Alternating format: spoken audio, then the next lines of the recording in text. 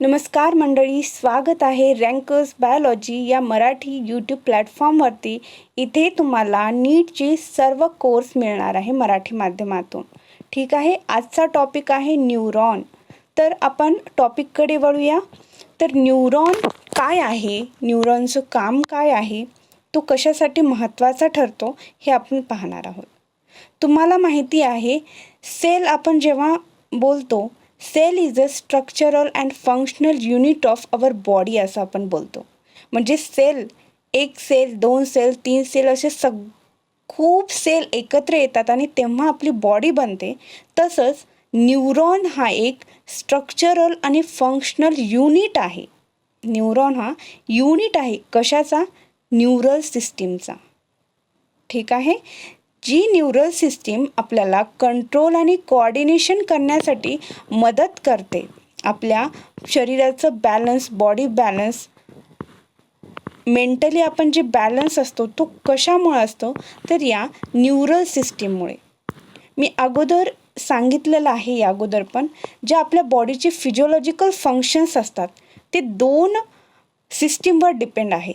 दोन सिस्टीम मिळून हे काम करतात. एक तर न्यूरल सिस्टीम आणि सेकंड आहे एंडोक्राईन सिस्टीम. तर आज आपण इथे न्यूरॉनचा अभ्यास करणार आहोत. तर न्यूरॉन काय आहे? ज्याप्रमाणे cell is the unit of our body, तसंच न्यूरॉन काय आहे? Neuron is a structural and functional unit of neural system. ठीक आहे, एवढं तुम्हाला कळालं. इथे ही न्यूरॉनची डायग्राम आहे, ही आपण सविस्तर पाहूया. त्या अगोदर ही तुम्ही न्यूरॉनची डायग्राम इथे पाहू शकता की न्यूरॉन कसा दिसतो. असे अनेक न्यूरॉन एकत्र येऊन ही नर्वस सिस्टीम, न्यूरल सिस्टीम बनल्या जाते. ठीक आहे, न्यूरॉनची डायग्राम तुम्हाला दिसत असेल. ही कोणकोणते पार्ट आहे यामध्ये हे आपण पाहणार आहोत. त्या अगोदर आपण न्यूरॉनची थोडीशी माहिती पाहूया. Neuron as a structural and functional unit of neural system.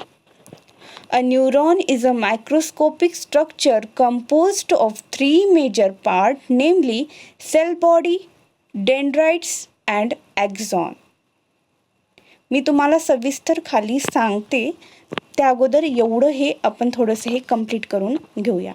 The cell body contains cytoplasm with typical cell organelles and certain granular bodies called Nissls granule. Short fibers which branch repeatedly and projected out of the cell body called contain Nissls granule are called dendrites, and these fibers transmit impulses toward the cell body. तर चला आपण shortly मी इथं तुम्हाला सांगते आपल्या मराठी भाषेमध्ये. हे आहे न्यूरॉन, हे आहे न्यूरॉन. मी इथे पेन यूज करते आणि तुम्हाला सांगते, एक्सप्लेन करूया आपण. ही डायग्राम आहे न्यूरॉनची. आता न्यूरॉन काय आहे? Neuron is a structural and functional unit of कशाचा? न्यूरल सिस्टीमचा. न्यूरल सिस्टीमचा हा स्ट्रक्चरल आणि फंक्शनल युनिट आहे. असे अनेक न्यूरॉन एकत्र येऊन बनते न्यूरल सिस्टीम.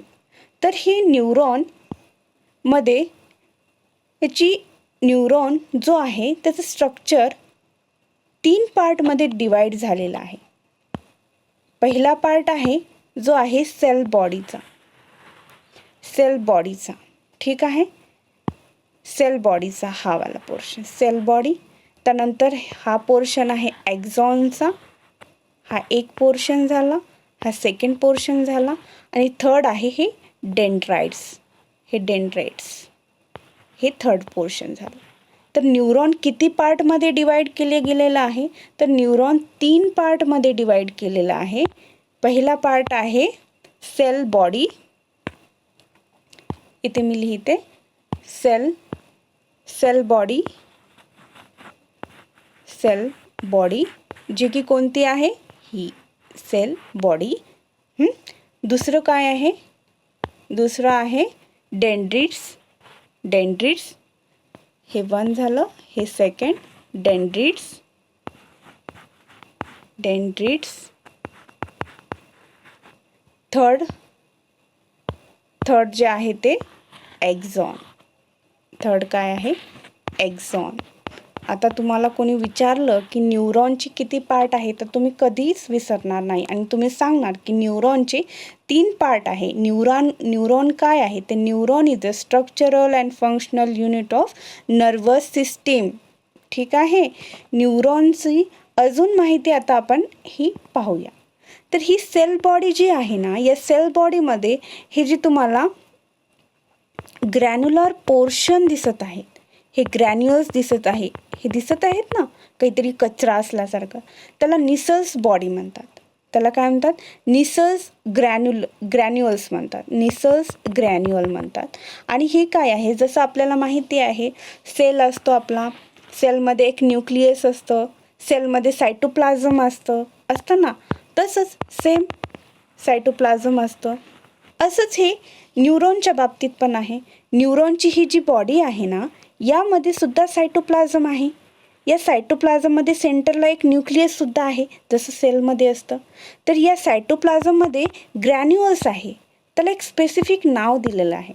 हे ग्रॅन्युअल्स आहेत. मी इथे रेड डॉट दाखवते. हे ग्रॅन्युअल्स जे आहेत ना, ते काय आहे? निसल्स ग्रॅन्युअल आहेत. एवढं कळालं तुम्हाला.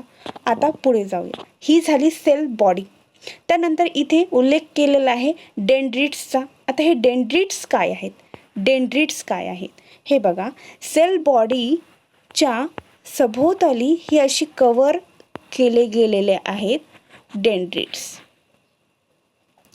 डेंड्रिट्स अशी कव्हर केले गेलेले आहेत. आणि हे डेंड्रिट्स सेल बॉडीच्या अवतीभोवती आहेत. तर हा जो पोर्शन आहे, हा जो पार्ट आहे, जो सेल बॉडीच्या बाहेर निघालेला आहे, बाहेरच्या दिशेने, त्याला डेंड्रिट्स म्हणतात. ठीक आहे. आणि हे जे फायबर्स आहेत, याला आपण फायबर म्हणूया. जे फायबर म्हणजे काय? केसासारखे लांब पोर्शन जे निघालेलं आहे. ठीक आहे, याला डेंड्रिट्स म्हणतात. आणि हाच डेंड्रिट्स जेव्हा लांब होतो, जेव्हा त्याची लांबी वाढते, तेव्हा त्याला एक्झॉन म्हणतात. यापैकीच एखादा डेंड्रिट ज्याची लांबी जास्त वाढतच जाते, त्याला एक्झॉन म्हणतात.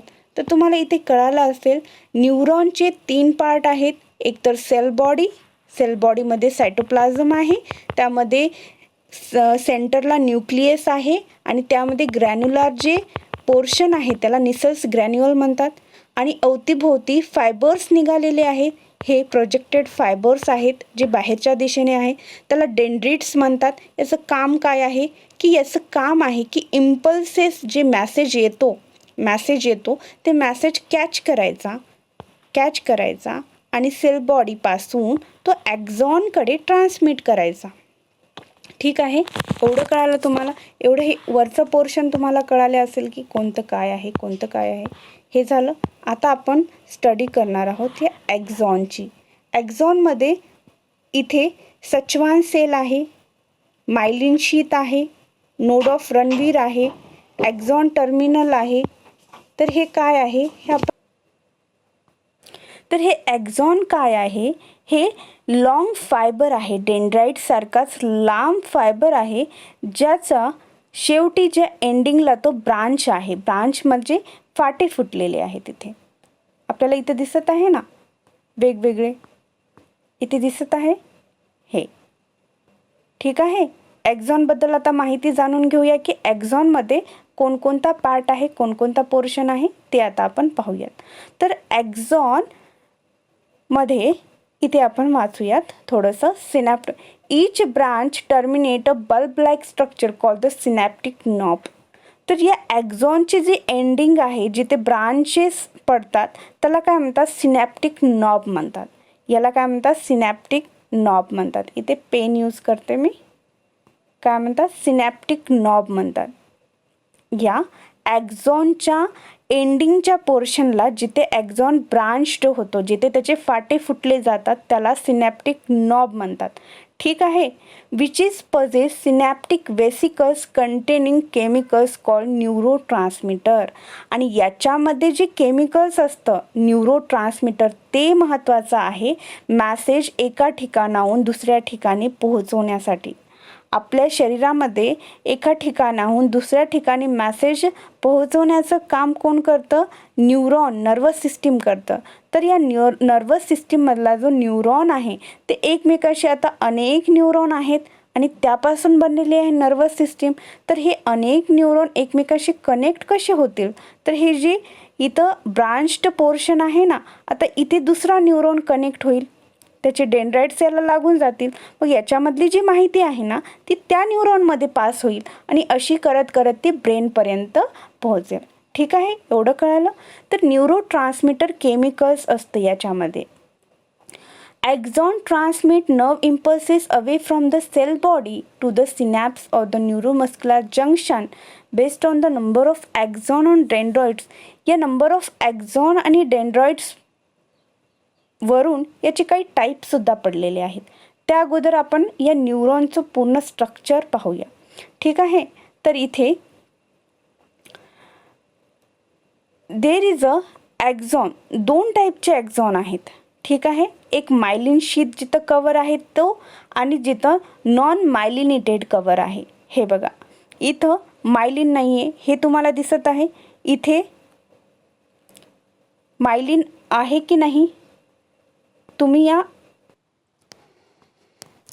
तर या फिगरमध्ये तुम्ही पाहू शकता की इथे सचवान सेल आहेत. इथे सचवान सेल आहे. तर हे सचवान सेल जिथे प्रेझेंट आहे ना तिथे मायलिन शीथ ही अब्सेंट आहे. इथे मायलिन शीथ ही अब्सेंट आहे. त्याच्या अपोजिट जो आहे ना इथे मायलिनेटेड शीथ आहे. म्हणजे जिथे सचवान सेल आहे त्यामध्ये तो पोर्शन हा अनमायलिटेड आहे आणि जिथे सचवान सेल नाही आहेत तो जो पोर्शन आहे तो मायलिनेटेड आहे. हा लक्षात ठेवा. तर हे मायलिनेटेड न्यूरॉन कुठं पाहायला मिळतात? तर ते स्पायनल आणि क्रॅनियल नर्वमध्ये पाहायला मिळतात.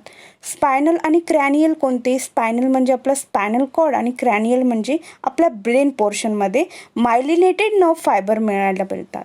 मायलिनेटेड नर्व फायबर भेटतात आणि अनमायलिनेटेड नर्व फायबर कुठे असतात? तर ते ॲटोनॉमस आणि सोमॅटिक न्यूरल सिस्टीममध्ये.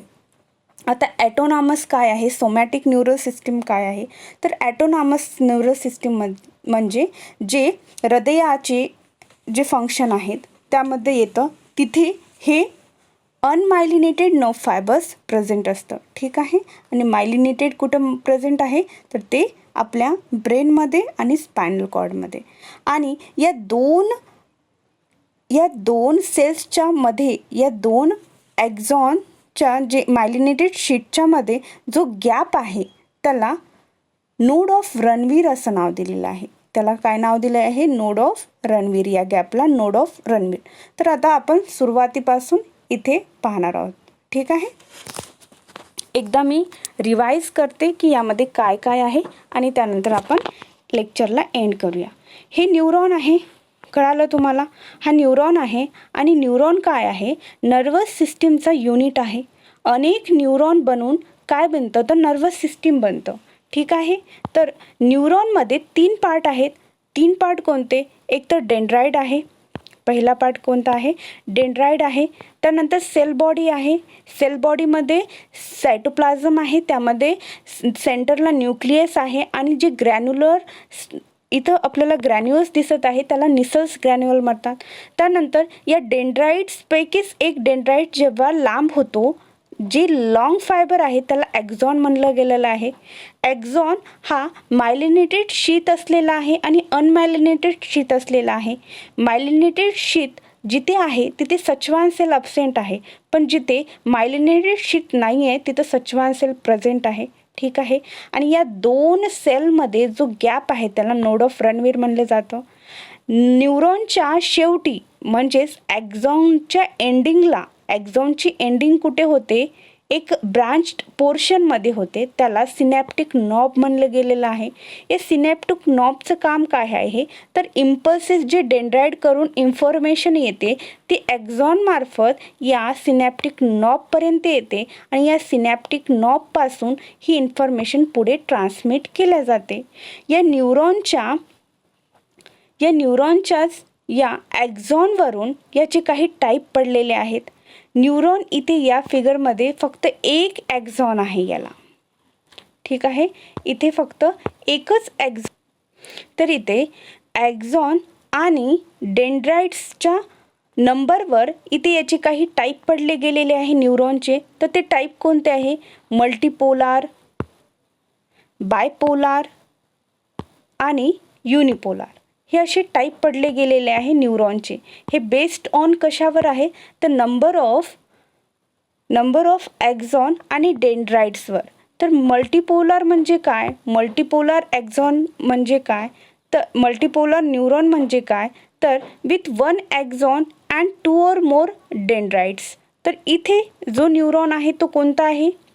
इथे जो न्यूरॉन डायग्राममध्ये आहे तो कोणता आहे? कमेंटमध्ये मला सांगा. तर या डायग्राममध्ये जो न्यूरॉन आहे तो आहे मल्टीपोलार न्यूरॉन. का? तर इथे 1 or more डेंड्राइट्स प्रेझेंट आहेत, एकापेक्षा जास्त डेंड्राइट्स प्रेझेंट आहेत आणि एकच ॲक्झॉन आहे. तर हा न्यूरॉन जो आहे हे मल्टीपोलार न्यूरॉन आहे. हा न्यूरॉन मल्टीपोलार न्यूरॉन आहे. तर आता त्यानंतर बायपोलार न्यूरॉन कसा असतो?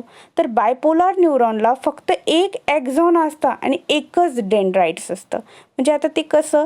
तर ही समजा हे डेंड्राइट्स आहे, हे आहे सेल बॉडी आणि इथे एकच ॲक्झॉन असतं, एकच असं डेंड्राइट्स आहे आणि ही सिनॅप्टिक नॉब. तर हे काय आहे? बायपोलार न्यूरॉन आहे. तर युनिपोलार न्यूरॉन कसं असतं? तर युनिपोलार न्यूरॉनमध्ये सेल बॉडी विथ 1 ॲक्झॉन. तर इथे फक्त डेंड्राइट्स ॲब्सेंट असतं युनिपोलारमध्ये, फक्त सेल बॉडी असते आणि याला एक ॲक्झॉन असतं. हे आहे युनिपोलार न्यूरॉन. तर हे युनिपोलार न्यूरॉन कुठं प्रेझेंट असते? जे आपण एम्ब्रॉयनिक स्टेजमध्ये, जे गर्भावस्थेमध्ये बाळ असतं त्या स्टेजला युनिपोलार न्यूरॉन असतात. बायपोलार कुठे प्रेझेंट असते? आपल्या रेटिना ऑफ द आयमध्ये. आपल्याला जर क्वेश्चन आला की रेटिना ऑफ आयच्या रेटिनामध्ये कोणते न्यूरॉन आढळले जातात? मल्टीपोलार, युनिपोलार, बायपोलार. तर तुमचं आन्सर काय असायला पाहिजे? बायपोलार. हे तुम्ही कसं लक्षात ठेवणार? आपले 2 डोळे असतात, बाय 2 डोळे, तर म्हणून बायपोलार. ठीक आहे. मल्टीपोलार न्यूरॉन कुठे प्रेझेंट असतात? तर सेरिब्रल कॉर्टेक्समध्ये. सेरिब्रल कॉर्टेक्स हा कुठे आहे? आपल्या ब्रेनचा भाग आहे. ठीक आहे. मल्टी टॅलेंटेड आहोत आपण, म्हणजे मल्टीपोलार, असं लक्षात ठेवा. ठीक आहे. तर मी आशा करते की इथे तुम्हाला हा टॉपिक कळालेला असेल. काही डाऊट असेल तर कमेंट सेक्शनमध्ये नक्की विचारा आणि नेक्स्ट व्हिडिओ कोणता टॉपिक तुम्हाला हवा आहे ते कमेंट करा. ठीक आहे. थँक्यू.